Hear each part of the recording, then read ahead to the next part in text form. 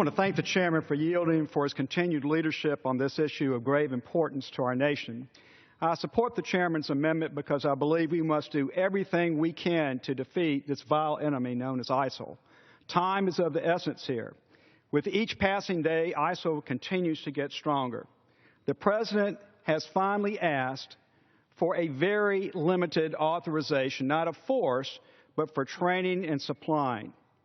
Based upon the information that I've received, I believe that arming and training Syrian rebels is an important first step. Just a few weeks ago, I joined Chairman McKeon and a few other colleagues on a trip to the Middle East. While there, we met with numerous foreign leaders and defense officials. One thing became very clear. There is regional interest and support for defeating ISIL, but they're waiting on our leadership.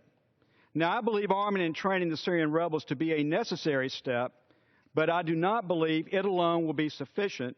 Just this morning, Chairman of the Joint Chiefs of Staff, General Martin Dempsey, expressed that more action will likely be needed. Our enemy should not just be degraded or contained. Our enemy must be defeated. In order to accomplish that objective, more action will be needed, including overt help from Sunni Muslims in the region and air attacks from the United States. It is also important to note that the safeguards Chairman McKeon has written into this amendment. This amendment requires that each fighter be thoroughly vetted by the Department of Defense and that regular progress reports be provided to Congress. I firmly believe that a new authorization for the use of military force is needed to specifically address ISIL and new action in Syria. The current AUS from 2001 and 2002 are simply not applicable to this conflict. And I hope the President will recognize the Article 1, Section 8 powers of this Congress, which are exclusive, and ask us for a new AMF.